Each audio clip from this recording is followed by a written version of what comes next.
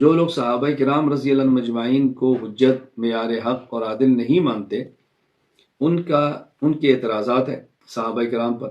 ان اعتراضات میں سے ایک اعتراض یہ ہے کہ حضرت ابو بکر صدیق رضی اللہ تعالی عنہ نے حضرت فاطمہ الزہرا رضی اللہ تعالی عنہا، حضرت عباس رضی اللہ تعالی عنہ رسول اکرم صلی اللہ علیہ وسلم کی آل کو، اولاد کو، گھر والوں کو، خاندان کو نبی کریم صلی اللہ علیہ وسلم کی وراثت نہیں دی، خصوصاً باغ فتح نہیں دیا، خیبر کا جو ان کی مال تھا وہ نہیں دیا، خصوصاً جائیداد خیبر والی نہیں دی۔ اب اس اعتراض کی بنیاد ایک اور ہے۔ وہ بنیاد کیا ہے؟ کیا رسول اکرم صلی اللہ علیہ وسلم کی مالی وراثت ہے یا نہیں؟ مالی وراثت خاندان کو ملتی ہے یا نہیں؟ پیغمبر کا مال اور جائیداد اگر ہو، کیا ان کے دنیا سے تشریف لے جانے کے بعد ان کی بیویوں کو، اولاد کو، قریبی خاندان کو پیغمبر کے مال اور پیغمبر کی جائیداد میں سے مال ملتا ہے بطور وراثت یا نہیں؟ اہل سنت والجماعت کا عقیدہ اور نظریہ یہ ہے کہ پیغمبر کی مالی وراثت نہیں ہوتی، اور جو صحابہ کرام رضی اللہ عنہم مجمعین کو حجت اور معیار حق عادل نہیں مانتے، بلکہ بعض مومن تک نہیں مانتے، ان کا عقیدہ اور نظریہ یہ ہے کہ نہیں، پیغمبر کے مال میں وراثت جاری ہوتی ہے۔ تو جو ان کا اعتراض ہے کہ حضرت فاطمہ الزہرا رضی اللہ تعالیٰ عنہ اور عباس رضی اللہ تعالیٰ عنہ یا حضرت علی رضی اللہ تعالیٰ عنہ کا حق صدیق اکبر نے نہیں دیا، اس پر بعد میں بات کریں گے۔ پہلے اس بنیاد پہ بات کرتے ہیں، کیا پیغمبر کی وراثت مالی ہوتی ہے یا نہیں ہوتی؟ اہل سنت والجماعت احناف دیوبند کا عقیدہ اور نظریہ یہ ہے کہ پیغمبر کا مال، پیغمبر کی جائیداد، پیغمبر پاک کی دولت اگر ہو تو ان کے دنیا سے تشریف لے جانے کے بعد ان کی بیویاں، ان کی اولاد، ان کے خاندان کے لوگ ان کے مال کے وارث نہیں ہوتے، بلکہ پیغمبر کا مال امت میں بطور صدقہ تقسیم ہوتا ہے۔ اہل سنت والجماعت کے دلائل ملاحظہ فرمائے۔ دلیل نمبر 1، صحیح بخاری حدیث نمبر 6730، عن عائشہ رضی اللہ تعالی عنہا ان ازواج النبی صلی اللہ علیہ وسلم حین توفی رسول اللہ صلی اللہ علیہ وسلم اردنا ان يبعثن عثمان الى ابی بکر يسألنه میراثهم فقالت عائشہ الیس قد قال رسول اللہ صلی اللہ علیہ وسلم لا نورث ما ترکنا صدقہ۔ حضرت عائشہ رضی اللہ تعالیٰ عنہ فرماتی ہیں کہ رسول اکرم صلی اللہ علیہ وسلم کی وفات کے بعد ازواج مطہرات رضی اللہ تعالیٰ عنہن نے ارادہ کیا کہ حضرت عثمان کو بھیجیں اور ابو بکر صدیق سے اپنی میراث کا مطالبہ کریں کہ ہم بیویاں ہیں، ہمارا حق ہے، ہمیں مال دیا جائے رسول اللہ صلی اللہ علیہ وسلم کا۔ تو حضرت عائشہ رضی اللہ تعالیٰ عنہ نے ازواج میں سے یہ فرمایا، کیا تمہیں اس بات کا علم نہیں ہے کہ رسول اکرم صلی اللہ علیہ وسلم نے فرمایا تھا لا نورث، کہ ہمارا وارث کوئی نہیں ہوتا مال میں، جو ہم مال چھوڑ کر جاتے ہیں وہ امت میں صدقہ ہوتا ہے۔ دلیل نمبر 2، عن عروۃ عن عائشہ رضی اللہ تعالی عنہا ان النبی صلی اللہ علیہ وسلم قال لا نورث ما ترکنا صدقہ۔ امی عائشہ رضی اللہ تعالیٰ نے فرماتی ہیں کہ رسول اکرم صلی اللہ علیہ وسلم نے فرمایا کہ جو مال ہم چھوڑ کر جائیں اس کا کوئی وارث نہیں ہوتا، اور جو مال ہم چھوڑ کر جائیں وہ صدقہ ہوتا ہے۔ صحیح بخاری حدیث نمبر 6727۔ دلیل نمبر 3، عن ابن شہاب قال اخبرنی مالک بن اوس الحدثان وكان محمد بن جبیر بن مطعم ذکر لی من حدیث ذلك فانطلقت حتى دخلت عليه وسألته فقال انطلقت حتى دخل على عمر فأتاه حاجبه يرفع فقال هل لك في عثمان وعبد الرحمن والزبیر وسعد قال نعم فأذن له۔ حضرت عمر رضی اللہ تعالی عنہ کی خدمت میں آئے حضرت عثمان، عبد الرحمن، زبیر اور سعد، چار۔ حضرت عمر رضی اللہ تعالیٰ عنہ کا وہاں پر دربان یرفع موجود تھا۔ اس نے عمر رضی اللہ تعالیٰ عنہ کا اجازت لینا چاہتے ہیں، فرمایا ان کو آنے دو۔ ثم قال هل لك في علی و عباس، پھر کہا علی اور عباس آئے ہیں، ان کو اجازت ہے، فرمایا ان کو بھی اجازت ہے، آنے دو۔ حضرت عباس آئے تو انہوں نے عرض کیا اقض بینی و بین ھذا، اے عمر ہمارا ایک قضیہ ہے، کیس اس میں فیصلہ فرمائیں۔ قال انشدکم باللہ الذی بإذنہ تقوم السماء والارض هل تعلمون ان رسول اللہ صلی اللہ علیہ وسلم قال لا نورث ما ترکنا صدقہ يريد رسول الله صلى الله عليه وسلم نفسه فقال الرهط قال قد ذلك فاقبل على علي وعباس فقال هل تعلمان ان رسول الله صلى الله عليه وسلم قال ذلك قال قد قال ذلك۔ حضرت عمر رضی اللہ تعالیٰ عنہ کو جو عباس رضی اللہ تعالیٰ عنہ علی نے کہا کہ یہ ہمارا جو وراثت کا مال ہے اس میں ہمارے درمیان فیصلہ کریں۔ حضرت عمر نے پہلے ان چار حضرات سے پوچھا کہ میں تم سے پوچھتا ہوں کہ اللہ کے نبی نے فرمایا تھا کہ ہمارے مال کے وارث نہیں ہوتا، جب ہم چھوڑ کر جائیں وہ صدقہ ہے، کہا جی بالکل۔ علی اور عباس سے پوچھا کہ تم بتاؤ حضور نے بات فرمائی تھی، کہا جی بالکل فرمائی تھی۔ اب حضرت عمر فرمانے لگے فإنی احدثکم عن هذا الامر ان اللہ قد كان خص رسوله صلی اللہ علیہ وسلم في هذا الفيء بشيء لم يؤت احدا غيره فقال عز وجل ما افاء الله على رسول الى قول قدیر فكانت خالصة رسول اللہ صلی اللہ علیہ وسلم. خلاصہ پوری گفتگو گئی ہے. حضرت عمر رضی اللہ عنہ فرمانے لگے دیکھو جو جنگ میں سے مال فے بغیر لڑے حاصل ہوتا ہے وہ مال رسول اکرم صلی اللہ علیہ وسلم کا، اللہ کے رسول کا ہے. آپ اس میں سے خرچ کرتے اپنی ازواج پر، آپ اس میں سے خرچ کرتے اپنے گھر والوں کے اوپر، تو ظاہر ہے جو ترتیب اللہ نے پیغمبر کو بتائی تو میں اسی ترتیب کا پابند ہوں، اور یہی ترتیب حضرت ابو بکر صدیق رضی اللہ تعالی عنہ نے جاری رکھی، یہی تو میں بھی وہ جاری رکھوں گا. یعنی رسول اللہ صلی اللہ علیہ وسلم اس مال میں سے 1 سال کا خرچہ نکال لیتے اور ازواج مطہرات کو دے دیتے، پھر اس کے بعد جو امال تھے ان کو دے دیتے، اور اس کے بعد جو بچتا آپ اس کو آگے تقسیم فرماتے. کہ اسی طرح اللہ کے نبی نے فرمایا، اسی طرح ابو بکر نے کیا، اور یہی کام میں کروں گا، میں ان میں ذرہ برابر فرق نہیں کر سکتا.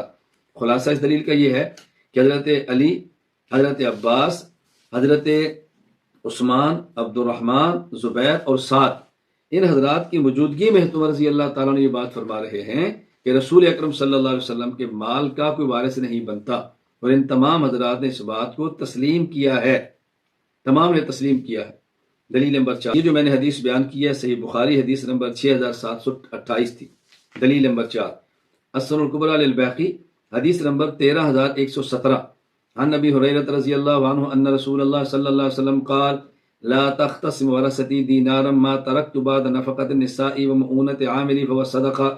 اللہ کے نبی صلی اللہ علیہ وسلم فرمایا اگر میں ایک اشرفی بھی اپنے مال میں سے چھوڑ کر جاؤں تو میرے ورثہ، میرے وارث اس کو آپس میں تقسیم نہ کریں، بلکہ یہ میرا چھوڑا ہوا مال میری بیویوں کا خرچہ اور عملے پر خرچہ، اس میں سے جو بچے وہ سارا صدقہ ہے، وراثت نہیں ہے. دلیل نمبر 5، مسند احمد حدیث نمبر 60، عن محمد بن عامر عن ابی سلمۃ ان فاطمہ رضی اللہ تعالی عنہا قالت ابی بکر من یرثک اذا مت قال ولدی واہلی قال فما لنا لا نرث النبي صلی اللہ علیہ وسلم قال سمعت النبي صلی اللہ علیہ وسلم يقول ان النبي لا يورث ولكني اعول من كان رسول الله صلی اللہ علیہ وسلم يعول وانفق على من كان رسول الله صلی اللہ علیہ وسلم ينفق. حضرت فاطمہ رضی اللہ تعالیٰ عنہ نے ابو بکر صدیق رضی اللہ عنہ سے عرض کیا کہ جب آپ فوت ہو جائیں گے تو آپ کے مال کا وارث کون ہوگا؟ فرمایا میری اولاد اور میرے گھر والے.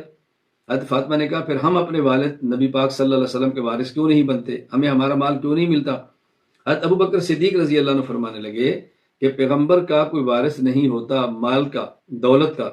ہاں لیکن ایک بات یاد رکھو، میں چونکہ رسول اللہ صلی اللہ علیہ وسلم کا خلیفہ ہوں، لہٰذا جس پر اللہ کے نبی خرچ کرتے اس پر میں خرچ کروں گا، جس کی کفالت آپ فرماتے اس کی کفالت میں بھی کروں گا، وہ میرے ذمہ ہے، ہاں البتہ مالی وراثت نہیں. اچھا اب آپ حیران ہوں گے کہ جس طرح اہل سنت والجماعت کی کتب میں یہ روایات موجود ہیں، اسی طرح خود روافض اور اہل تشیع کی کتابوں میں بھی روایات موجود ہیں کہ جس سے معلوم ہوتا ہے پیغمبر کا مال بطور وراثت کے تقسیم نہیں ہوتا. ان کے گھر کی گواہی ملاحظہ فرمائیں، اصول کافی جلد 1 صفحہ 32. ابو جعفر محمد بن یعقوب بن اسحاق کلینی وفات 328 ہجری، وہ کہتے ہیں عن ابی عبداللہ قال ان العلماء ورثۃ الانبیاء وذلك ان الانبیاء لم يورثوا درہما ولا دینارا وانما ورثوا احادیث من احادیثهم فمن اخذ بشیء منها اخذ بحظ وافر. وہ بھی یہ نقل کرتے ہیں کہ ابو عبداللہ، یہ ابو عبداللہ کہتے ہیں حضرت حسین رضی اللہ تعالیٰ عنہ، کہ انہوں نے فرمایا کہ علماء پیغمبر کے وارث ہیں، اور یہ بات یاد رکھے کہ نبی وراثت میں درہم اور دینار چھوڑ کر نہیں جاتے بلکہ وراثت میں احادیث چھوڑتے ہیں. تو جس شخص نے بھی ان میں سے کچھ لے لیا سمجھے کہ اس کو بہت بڑی دولت مل گئی ہے، بہت بڑا حصہ مل گیا ہے.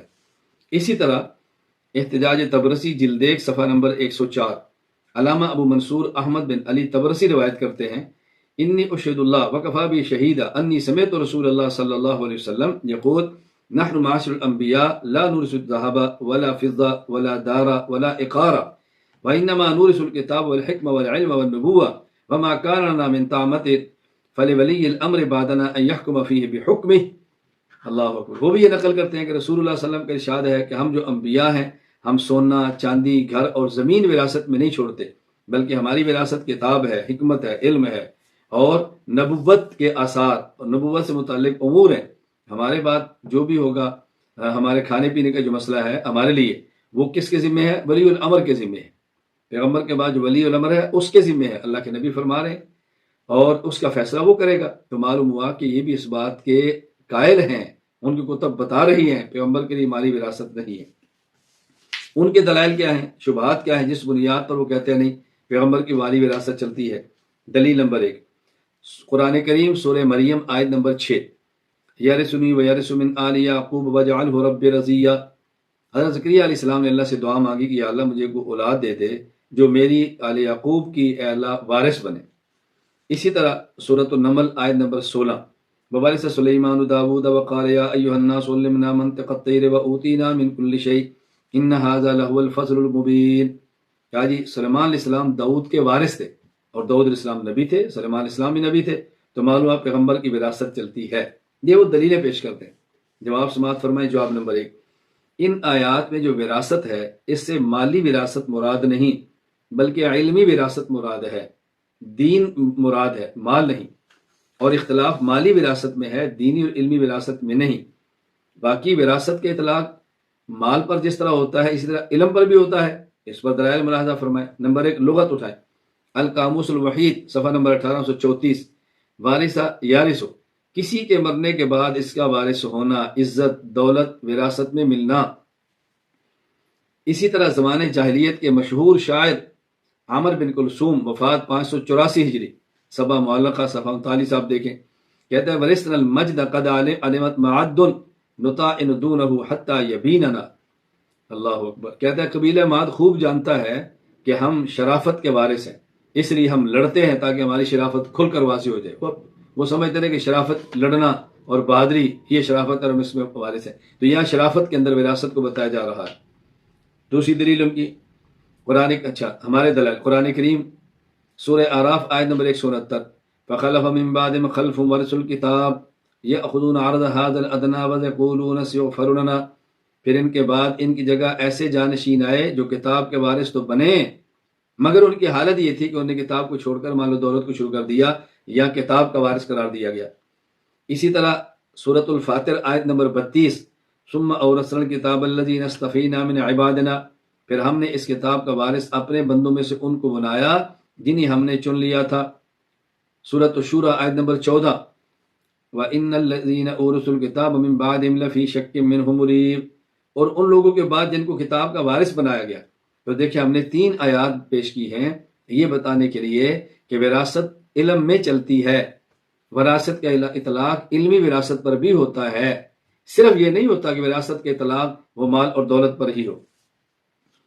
حدیث پاک سنن ابن ماجہ حدیث نمبر 223، عن کثیر بن قیس قال كنت جالسا عند ابي الدرداء في مسجد دمشق فاتاه رجل فقال يا ابا الدرداء اتيتك من المدينه مدينه رسول صلى الله عليه وسلم لحديث بلغني انك تحدث بي عن النبي صلى الله عليه وسلم قال فما جاءك بتجاره قال لا قال ولا جاء بك غيره قال لا قال فاني سمعت رسول الله صلى الله عليه وسلم يقول ان العلماء هم ورثه الانبياء ان الانبياء لم يورثوا دينارا ولا درهما انما ورثوا العلم فمن اخذه اخذ بحظ وافر۔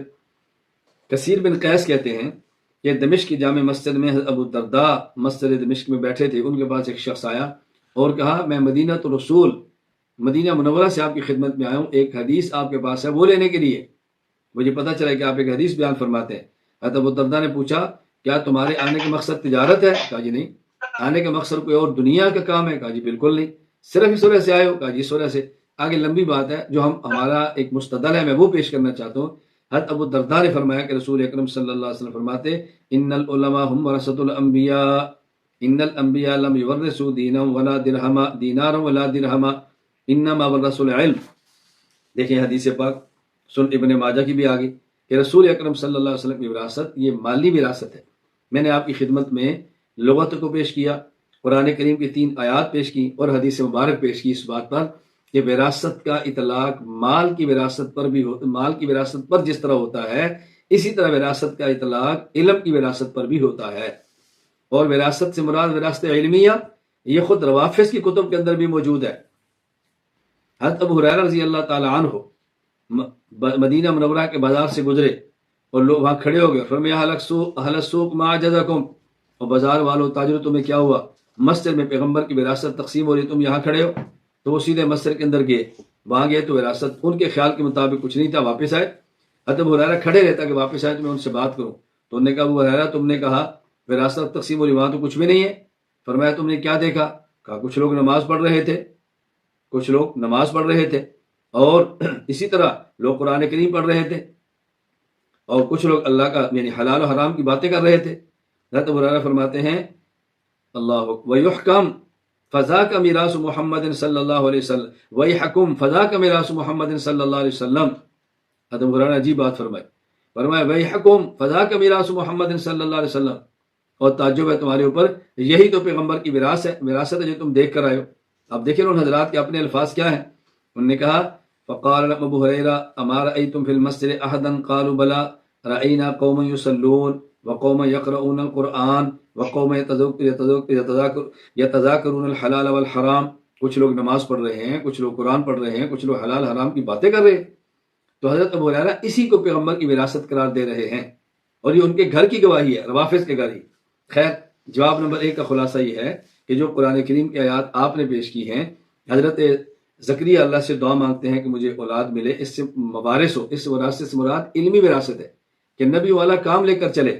حضرت سلیمان علیہ السلام جو داؤد کے وارث تھے وہ علمی وراثت تھی۔ جواب نمبر 2، دیکھیں حضرت زکریا علیہ السلام نے اللہ تعالیٰ سے دعا مانگی ہے، اسی طرح داؤد علیہ السلام کے وارث ہوئے ہیں۔ سوال یہ ہے کہ داؤد علیہ السلام کے صرف ایک بیٹے حضرت سلیمان تھے یا اور بھی تھے؟ حضرت داؤد علیہ السلام کے 19 بیٹے تھے، تو اگر وراثت سے مراد وراثت مالی ہوتی تو پھر صرف سلیمان علیہ السلام وارث نہ ہوتے بلکہ باقی 18 بیٹے بھی وارث بنتے۔ تو جب تنہا سلیمان وارث بن رہے ہیں تو معلوم ہے اس وراثت سے مراد وراثت مالیہ نہیں ہے بلکہ وراثت علمیہ ہے۔ یہ بات اچھی طرح ذہن نشین فرما لیں۔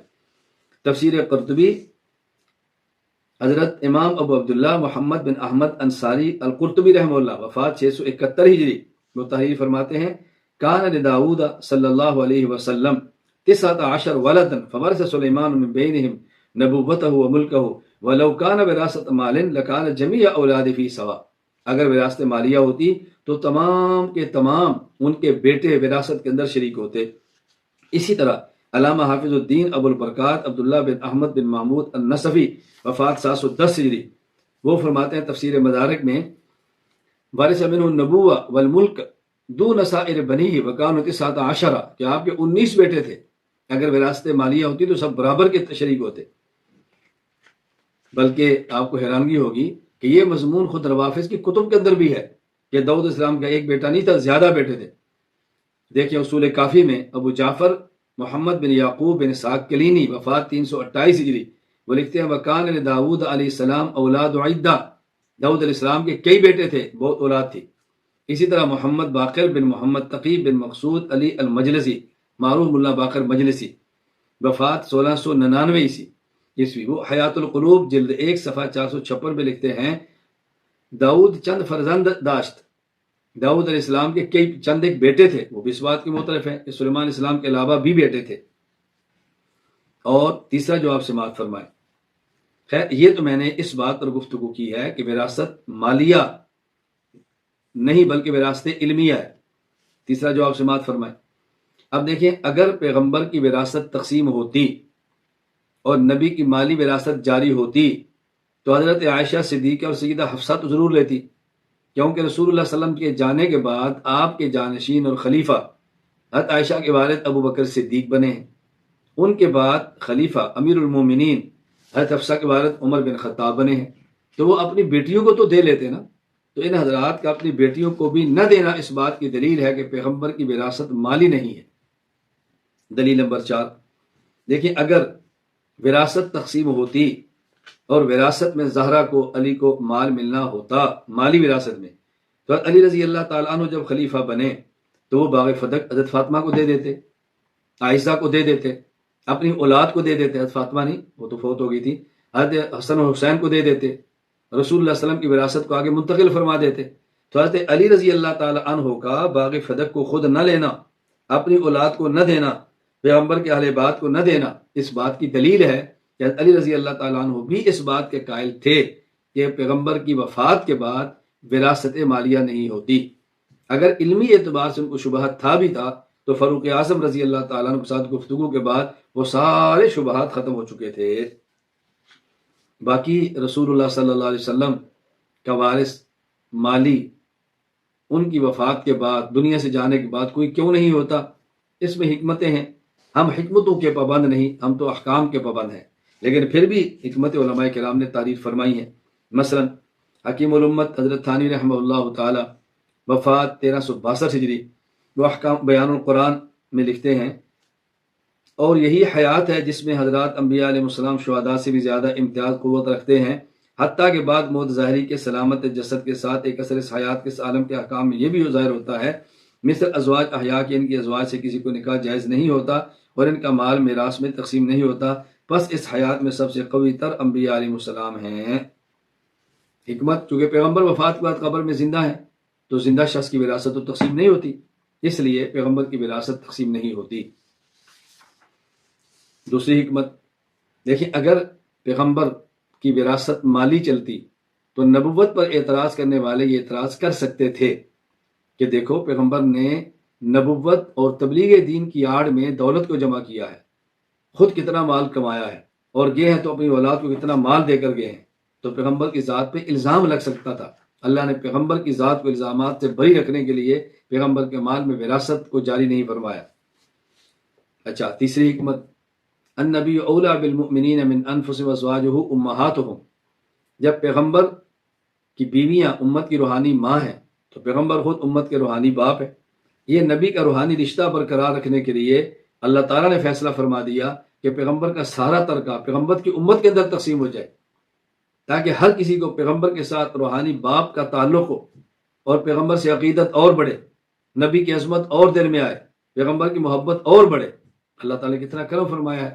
بہرحال خلاصہ یہ ہے کہ روافظ کا یہ اعتراض کرنا کہ جی حضرت فاطمہ الزہرا کو، حضرت علی کو، عباس کو رضی اللہ عنہم، پیغمبر کے خاندان کو رسول حضرت ابو بکر صدیق رضی اللہ عنہ نے مال وراثت میں نہیں دیا، یہ اعتراض بے جا ہے۔ کیوں؟ جب پیغمبر کی مالی وراثت ہی نہیں تو پیغمبر کا مال بطور وراثت میں تقسیم کیسے ہوگا؟ اہل بیت کو کیسے ملے گا؟ اس میں صدیق اکبر پر کیا اعتراض ہے؟ خود رسول اللہ صلی اللہ علیہ وسلم فرما کر دنیا سے رخصت ہو رہے ہیں کہ میرے مال کا کوئی وارث نہیں، میرا جو بھی مال ہو وہ امت کے اندر صدقہ تقسیم کر دیا جائے گا، تو وراثت کا مال کیسے تقسیم ہوگا؟ اس پر تو ابو بکر صدیق رضی اللہ تعالیٰ عنہ کو داد دینی چاہیے، ان کی عظمت کا اعتراف کرنا چاہیے کہ ابو بکر صدیق رضی اللہ تعالیٰ عنہ پیغمبر پاک صلی اللہ علیہ وسلم کے ارشادات کی کس قدر پابندی کرتے ہوئے دنیا سے رخصت ہوئے۔